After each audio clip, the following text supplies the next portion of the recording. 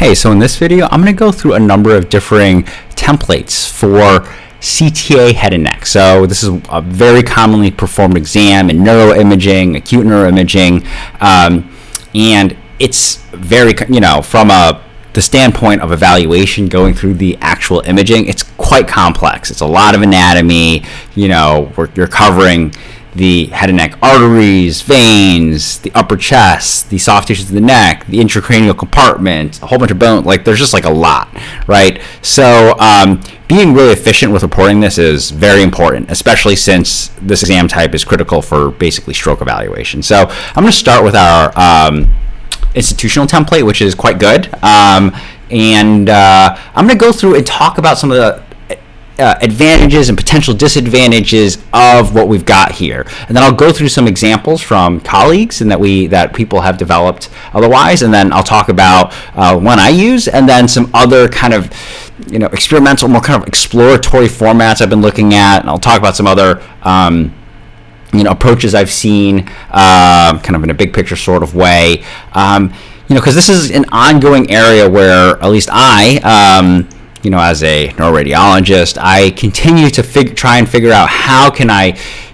be both thorough, efficient, and, make the report and the tools that we use for reporting more intuitive, better for teaching, and to touch on the critical things that clinicians want to know, without getting too bogged down in the details, right? So this our default template includes this is a version, let's just say, that has the non-con CT head included. But let's skip that and go down a little bit and start with the CTA neck. We start with talking about the anatomy of the arch. We've got we talk about the arch vessels, and then we go and we have within the findings you've got kind of subsections for the head, the CTA neck, and then subsections for the right carotid system, right, the right vertebral system, right, and then each of the kind of statements here, then talks about the specific segments, the common carotid artery bifurcation, cervical internal carotid artery, right? And you've got here the right vertebral artery, and we do again, and then there's kind of the pertinent negatives, in addition to saying that the origin and et cetera are patent, you've got some pertinent negatives in this second statement, right? And then repeat again, and then we've got CTA head. There's a pick list here. We can talk about the degree of calcification of the carotid siphons. You've got, kind of a summative statement that includes both the ICA, the MCA, ACAs all together, which is quite nice. And then there's, this pertinent negative, and then again summative statement. So this is quite good. So and then we kind of get to the non-vascular findings, a big summative statement for each of these areas. And so this works in the sense that for example, if we're talking about the head and there is an abnormality in one area, you could say otherwise the blah blah blah blah blah blah are patent, right? Or you could say there is no other, or you could say so this is helpful. There are a couple potential disadvantages, because when you have, for example, all of these things listed together, if you are obligated to modify this statement every time you add an abnormality. I've seen fellows, residents, they say, hey, the right pica's out, but then they fail to change this, right? Or there's the most common error I see in trainees working with this sort of template is this mentions the anterior inferior cerebral arteries, and frequently they're just not seen because of technical issues, patient anatomy, and they just leave this in, right? So having a lot of things in a single line, it can be very helpful because it kind of shortens things up, but it produces some issues. There are some nice pick lists here, the mild, moderate, severe, etc. However, there's not very many. So if you're the sort of person who likes a lot of pick lists, and that does happen to be me, or that there's some teaching value to pick lists, this may not be as advantageous. So this is very good. This kind of gets the job done, but I want to show some other potential approaches and see what we can learn from them. So I have a colleague Actually, I'll just mention Dr. Hegde, by the way, at my institution, who I love the way he makes templates. There's a lot to learn from him. And so what he's done here in his version is that he's created a pick list for the different variant anatomy at the arch, okay, grading the degree of calcification of the arch, and then there's kind of that summative statement. So this is kind of similar to our default in this, and then again, we're going to get a subsection, talking about each artery, and then you can talk about the degree, the type of and degree of atherosclerotic change at the aortic arch, right? So that's at the carotid bulb. So that can be particularly helpful if you want to provide that additional information, given that certain soft plaque is going to be more risky and more prone to thromboembolic events, and if we're doing vascular imaging to look for potential source of emboli or risk stratification, that can be helpful, right? So that's repeated again, and then we've kind of got some comments about the anatomy of the vertebral arteries, which is nice, again within a pick list. Mild, moderate, severe for the carotid siphons, which, by the way, I failed to mention before that, having some sense of the degree of intracranial atherosclerotic disease is helpful to guide management. If the patient does have a stroke, as far as I understand, I believe that it impacts choice of antiplatelet medication to single agent or dual agent, but I wouldn't quote me on that. I would ask one of our neurology colleagues, but I believe that this is an important detail. Here we have some kind of ability to do pick lists for posterior communicating arteries, which is very nice. And then similarly, we've kind of split up the differing cerebellar arteries and all that.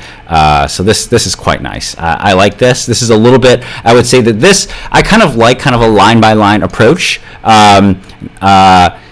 So, and this has a little caveat built in. So I quite like this. It adds a little bit more detail. It kind of, separates out the things, and it kind of gives you some pick list options. So there's a lot here that is helpful. So I actually took quite a few of these concepts. I had my own template, and then I took some of these and tried to incorporate the elements I like the best. I will say briefly that when I was a trainee and then in my early years as intending, I would just go through my system. I'd go on the PowerScribe profile of every single person. I'd look through every single one of their macros, and I'd learn the things I really liked, and I just stole them, and then I just put them all together in the Mac. I try to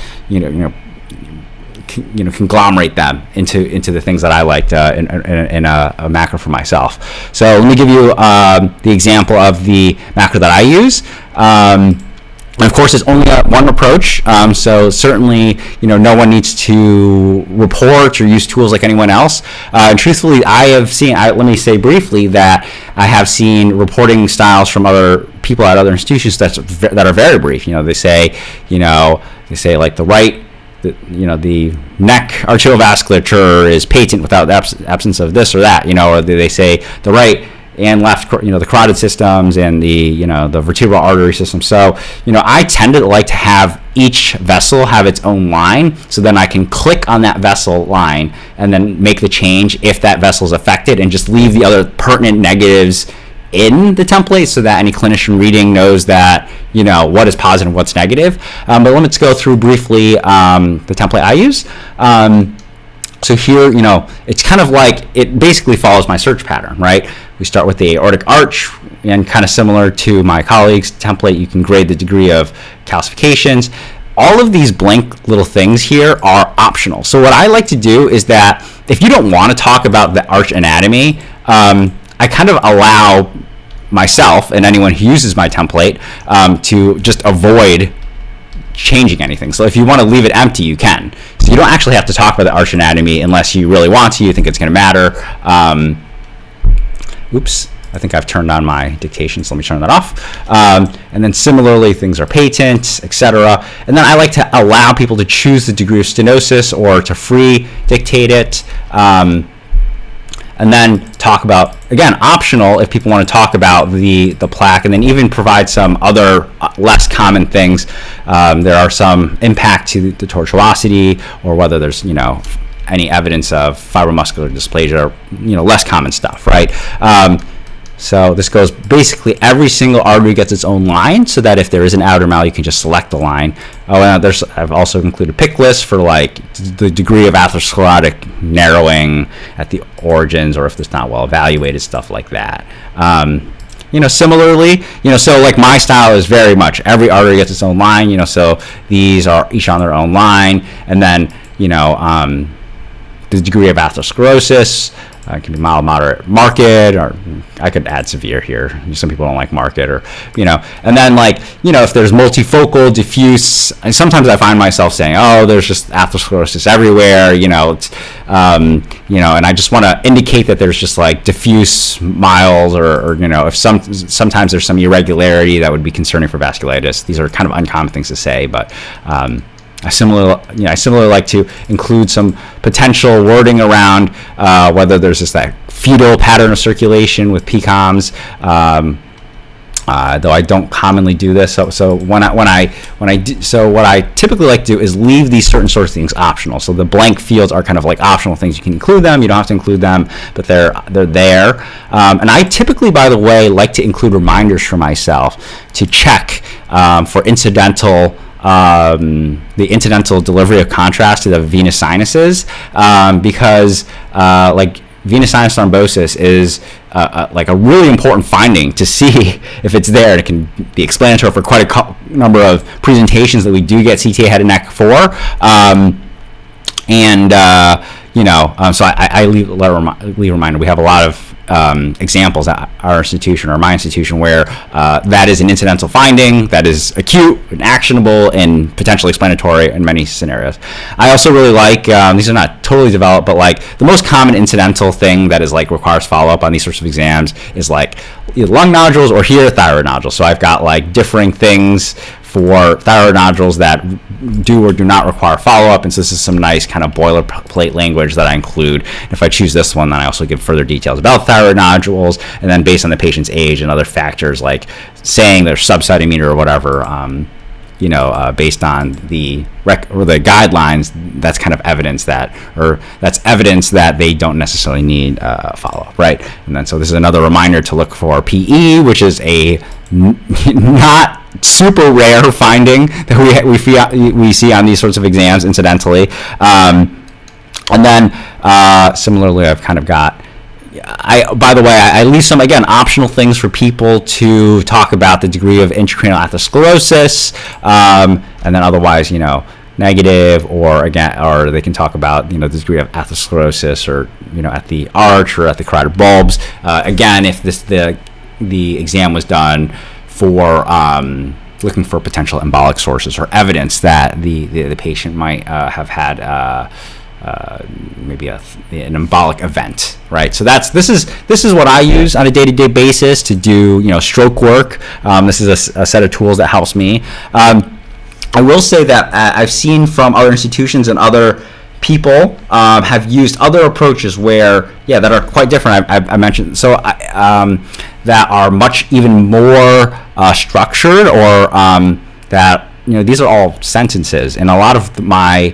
templates are noun phrases, or are kind of like anatomy, patent. So I drafted an example way to do that for my section. I haven't really used it, but this would be an example of something that follows a slightly different, right? This is kind of like, this follows some of the format that some of our ED templates have, right? So it's just literally the name of the article, the vessel. Is there calcification? Is it patent? What is the configuration, right? So these also have. So this is another approach, I haven't really used this. These all have literally a pick list for everything, right? Pick list for every, whatever you might want to talk about. So this sort of approach has its potential utilities, especially because it would be nice to have made these optional, right? So like starting blank like my other one, but this was a draft. This is another potential approach, something to think about depending on the needs of any specific practice setting.